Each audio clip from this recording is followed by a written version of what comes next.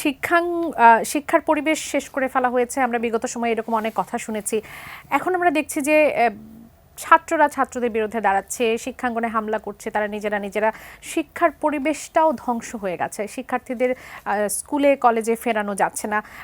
এই পরিস্থিতি থেকে উত্তরণের কোনো কোনো আমরা আশা কি আসলে দেখতে পাচ্ছি? আপনার কাছে কি মনে হয় যে বর্তমান যে পরিস্থিতি এর পরপরই তো আসলে চেষ্টা করা হচ্ছিল যাতে শিক্ষার্থীরা স্কুলে কলেজে ফিরে আসে, কিন্তু সেই পরিবেশ এখন পর্যন্ত আমরা দেখতে পাচ্ছি না। আপনার কাছে কি মনে হয়? এখন ধরেন যে গত 3 দশকে আমি শিক্ষাঙ্গনে শিক্ষার্থী হিসেবে, শিক্ষক হিসেবে কাজ করছি।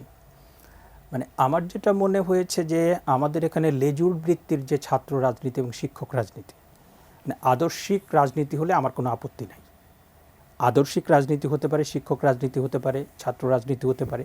আপনি দেখেছেন শিক্ষকদের যে আদর্শিক রাজনীতি 60-এর দশকে, 70-এর দশকে, এবং তারা বাংলাদেশকে স্বাধীন করার জন্য, একটা কল্যাণ রাষ্ট্র করার জন্য, এবং সেটার জন্য আপনি দেখবেন 1971 সালের 14ই ডিসেম্বর মানে বুদ্ধিজীবীদের হত্যা করা হয়েছে, তার ভিতরে সবচেয়ে বেশি ছিলেন শিক্ষক। হ্যাঁ, তো এখানে হয়েছে যে লেজুর বৃত্তির ছাত্র রাজনীতি, শিক্ষক রাজনীতি, শিক্ষা প্রতিষ্ঠানের বিশেষ করে পাবলিক ইউনিভার্সিটির যে মূল কাজ শিক্ষা এবং গবেষণা দুটোকেই ক্ষতিগ্রস্ত করেছে। এবং সেটার জন্য দায়টা আমাদের সামষ্টিক, কারণ এখানে সবগুলো মানে বড় রাজনৈতিক দল, তাদের ছাত্র সংগঠন আছে। হ্যাঁ, এবং তারা কখন কি করেছে সেটা আমরা দেখেছি। হ্যাঁ, এখন বিষয়টা হচ্ছে যে এই ছাত্র সংগঠনগুলো শুধুই খারাপ কাজ করেছে সেটা না, তাদের অনেক ইতিবাচক কাজও আছে, এবং তাদের কন্ট্রোলটা আবার তাদের যে মাদার অর্গানাইজেশন তাদের কাছে। এখন এই জায়গাটাতে আমাদের একটা মতৈক্য দরকার ছিল। হ্যাঁ, আর আপনি যেটা বলছেন শিক্ষা ব্যবস্থা ধ্বংস হয়ে গেছে সেটা না, তবে ভালো রকম ক্ষতিগ্রস্ত হয়েছে।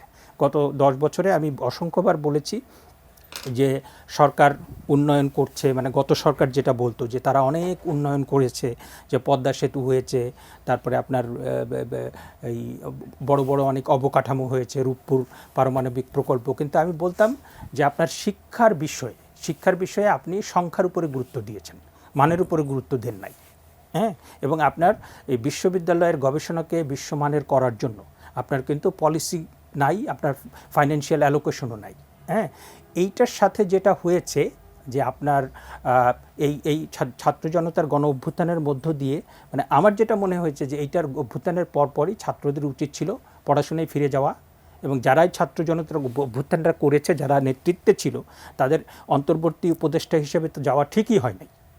এবং তারা কোন যোগ্যতায় কিভাবে, হয়তোবা আপনি বলতে পারেন ঠিক আছে তাদের যোগ্যতা নিয়ে আমি প্রশ্ন নাই তুললাম, কিন্তু আপনার একটা মন্ত্রণালয় চালানোর জন্য যে অভিজ্ঞতা দরকার, মানে একটা লোকের তো একটা ধারাবাহিক একটা অভিজ্ঞতা সঞ্চয় দরকার হয়।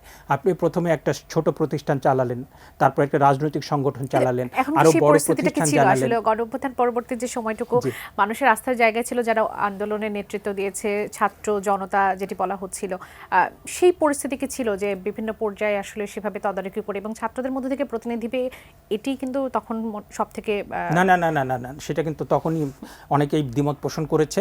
এবং আপনি দেখেন যে আজকে কি অবস্থা, যে আপনি সরকারের পররাষ্ট্র নীতি বিষয় থেকে সব পলিসিগত ডিসিশন এই 25-26 বছর বয়সের কয়েকটা বাচ্চা ছেলে তারা বলছে, আমি তাদের খাটো করছি না, কারণ একটা আপনি কোনো বিষয়ে পলিসি এক্সপার্ট হতে, সেটা ফরেন পলিসি হোক, এডুকেশন পলিসি হোক, মানে আইন বিষয়ক হোক, এটা বছরের পর বছর 20, 25, 30 বছর প্রয়োজন হয়। আর আপনি এই বয়সের একটা ছেলে যদি রাষ্ট্রের সমস্ত পলিসি বিষয় তারা যদি বলে, যে অভিজ্ঞতা সঞ্চয় করার প্রয়োজন ছিল, সেই অভিজ্ঞতা ছাড়া এই সব অবস্থানে থাকার জন্য আমি আপনার প্রশ্ন শেষ করে দেই এই জায়গাতে, আমি একটু শেষ করে দেই যে প্রথমত আমার যেটা মনে হয়েছে তাদের পড়াশোনায় ফিরে যাওয়া উচিত ছিল, এবং তারা নিজেরা আগামী 10 বছর নানা রকম প্রশিক্ষণ নিয়ে তারা নিজেদেরকে প্রস্তুত করতেন। পরবর্তীতে আমরা তাদের রাষ্ট্র পরিচালনায় আমরাই তাদের সমর্থন দিতাম। দ্বিতীয়ত হয়েছে যে আপনার ওই গণ অভ্যুত্থানের পরে একটা ট্রেন্ড শুরু হয়েছিল মব ভায়োলেন্স, মানে স্টুডেন্ট ভায়োলেন্স করে মব দিয়ে আপনি কি করলেন, সচিব পদত্যাগ করালেন, শিক্ষক পদত্যাগ করালেন, বিচারপতি পদত্যাগ করালেন, এবং শেষ পর্যন্ত আপনার সাহস এত বেড়ে গেল আপনি রাষ্ট্রপতি, আপনার ওই প্রশ্নটা এসছে যে রাষ্ট্রপতি তো আগের স্বৈরাচারী সরকারের নিয়ম, কিন্তু রাষ্ট্রপতিকে এখন সরিয়ে দিলে আরও বড় শাসনতান্ত্রিক শূন্যতা হবে।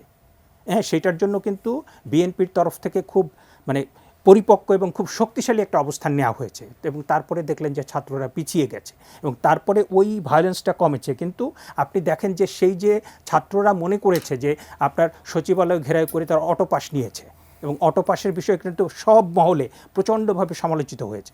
এবং যখন সেই পরীক্ষার ফলাফল প্রকাশিত হয়েছে, যারা ফেল করেছে তখন তারা গিয়ে ঢুকে বলেছে যে আমরা কেন ফেল করলাম, আমাদের পাশ করিয়ে দাও। তাহলে পরে পড়াশোনার তো কোনো দরকার নাই। আপনি পড়াশোনার কোনো দরকার নেই, পড়াশোনা ছাড়া আপনি উপদেষ্টা হতে পারেন, পড়াশোনা ছাড়া আপনি সচিব নিয়োগ করতে পারেন, পড়াশোনা ছাড়া আপনি পুলিশ সরিয়ে দিতে পারেন, পড়াশোনা ছাড়া আপনি বিচারপতি অপসারণ করিয়ে দিতে পারেন। এই যে একটা ধরেন যে মানে সেন্স অফ অ্যানার্কি, এবং আপনি দেখেন যে সেটা কোথায় গিয়ে পৌঁছেছে।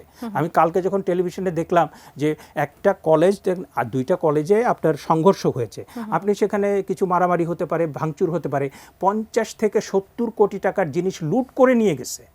আপনি গণ অভ্যুত্থান হয়েছে, মানে এইটা তো আমরা সবাই খুব খুশি যে এত বড় একটা গণ অভ্যুত্থান ছাত্ররা নেতৃত্ব দিয়েছে, কিন্তু গণভবনে যেটা হলো সেই অসভ্যতা কেন হলো সেটি হচ্ছে এবং প্রশ্ন। সেই অসভ্যতার মূল্য আপনাকে দিতে হবে না?